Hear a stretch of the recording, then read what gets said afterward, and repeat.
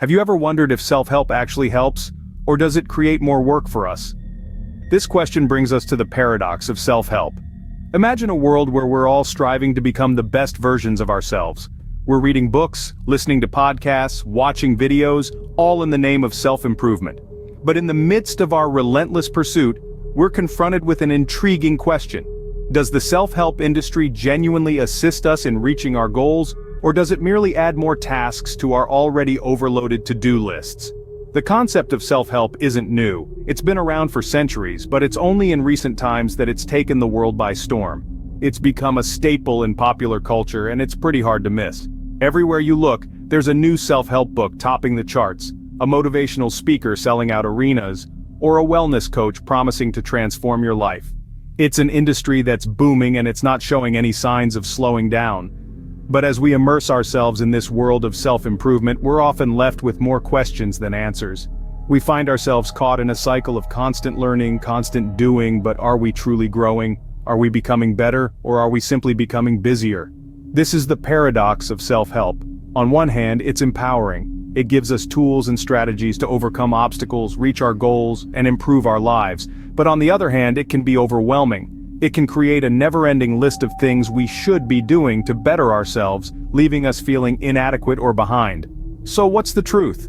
Is self-help the key to becoming our best selves, or is it a cleverly disguised trap, creating more work and setting us up for a life of constant striving without ever truly reaching our destination? To understand this better, let's dive into the history of the self-help industry.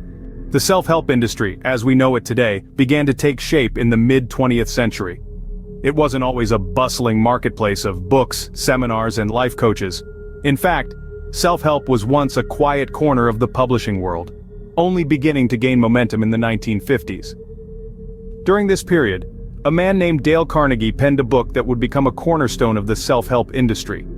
How to Win Friends and Influence People was a game changer, teaching readers how to master the art of persuasion and social interaction. Carnegie's book, with its practical advice and focus on personal growth, set the tone for what was to come. The 1970s and 1980s saw the rise of other influential figures. The likes of Zig Ziglar and Tony Robbins entered the scene with their charismatic presentations and powerful messages of self-empowerment. They brought the self-help industry to the limelight, turning it into a booming business. Yet, it was during the 1990s that the industry truly exploded. A seismic shift occurred from self-improvement to self-help. Books like The 7 Habits of Highly Effective People by Stephen Covey and Awaken the Giant Within by Tony Robbins were not just about improving skills or becoming more efficient. These books were about transforming oneself, about tapping into the power within to achieve extraordinary success. The advent of the internet in the 21st century further fueled the growth of the self-help industry. The internet made self-help advice more accessible, and platforms like YouTube and podcasts opened up new avenues for self-help gurus to reach a global audience. In the blink of an eye, the self-help industry transformed from a niche market to a mainstream phenomenon, evolving with the times and harnessing the power of new technology to reach more people. It went from being about bettering oneself to a promise of a complete overhaul of one's life. Today, the self-help industry is a billion-dollar market. But what has been its impact? The self-help industry has had a profound impact on our work and personal lives. It has shaped our mindset and approach towards personal development, productivity, and work. Let's explore how this has happened. Self-help literature and resources often emphasize the importance of continuous self-improvement. They advocate for the constant acquisition of new skills, the pursuit of personal passions, and the attainment of ambitious goals. This has led to a culture where individuals are constantly striving to become better versions of themselves. They are always looking for ways to improve, to grow, to excel. This drive for personal development can be a positive force. It can lead to increased motivation, a sense of purpose, and a greater sense of satisfaction in life. It can encourage individuals to take risks, to step out of their comfort zones, and to strive for success. However, the self-help industry's emphasis on constant improvement and productivity can also have negative impacts. For one, it has contributed to an increase in workload. The constant pursuit of self-improvement often translates into more tasks to complete, more goals to achieve, and ultimately, more work. Moreover, this relentless focus on productivity and achievement can lead to burnout. It can create a sense of pressure and stress, as individuals feel they must always be doing more, achieving more, and improving more. It can also lead to feelings of inadequacy, as individuals compare themselves to the unrealistic ideals often presented in self-help literature. The impact of self-help on our work and personal lives is a complex issue. While it can motivate and inspire, it can also create stress and increase workloads. It's important to strike a balance between striving for improvement and maintaining mental and physical well-being. This brings us to the question we need to ask ourselves. So, are we working more because of self-help? It's a question worth pondering as we navigate our way through the sea of self-help advice. In many ways, self-help has added more to our plate rather than helping us clear it. It's an intriguing paradox, isn't it? We gravitate towards self-help with the noble intention of bettering ourselves, only to find we've signed up for a never-ending cycle of self-improvement where the finish line keeps shifting further away. One of the most common outcomes of this cycle is productivity guilt. This is the nagging feeling that you should be doing more, achieving more, being more. It's the voice in your head that whispers you're not enough every time you take a break. It's the ghost that haunts your leisure time, making every moment not spent in pursuit of self-improvement feel like a wasted opportunity. The self-help industry has, inadvertently, created a culture where we're constantly under pressure to improve ourselves.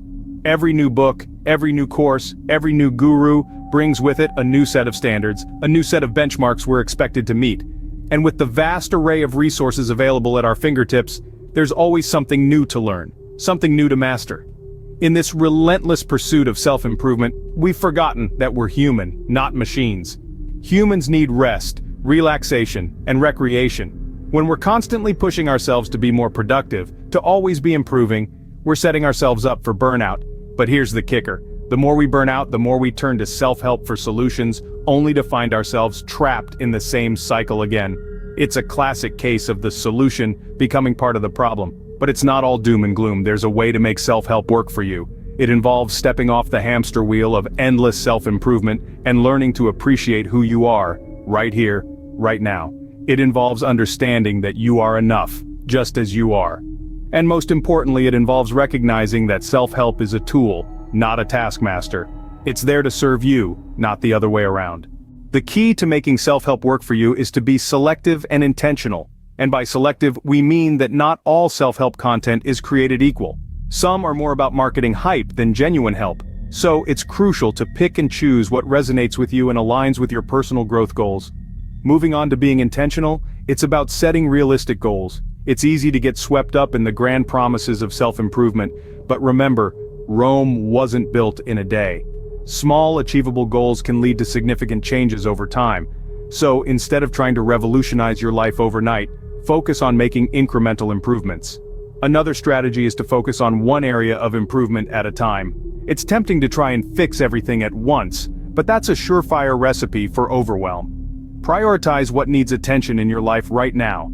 Maybe it's your health, or perhaps it's your relationships or career. Whatever it is, give it your undivided focus until you've made substantial progress, then move on to the next area. Here's another pitfall to avoid: the trap of endlessly consuming self-help content without taking action. It's easy to fall into the illusion that reading one more book or attending one more seminar will be the magic bullet that solves all your problems. But the truth is, self-help only works when you apply the principles you've learned. So instead of being a perpetual consumer of self-help, become an active participant in your own growth. Lastly, remember to take time to celebrate your victories, no matter how small they may seem. Progress, not perfection, is the goal. Each step forward, each positive change, is a testament to your commitment to personal growth. Remember, the goal of self-help is to improve your life, not to add more work to it. So choose wisely, set realistic goals, focus on one area at a time, take action, and celebrate your progress. Make self-help work for you, not the other way around.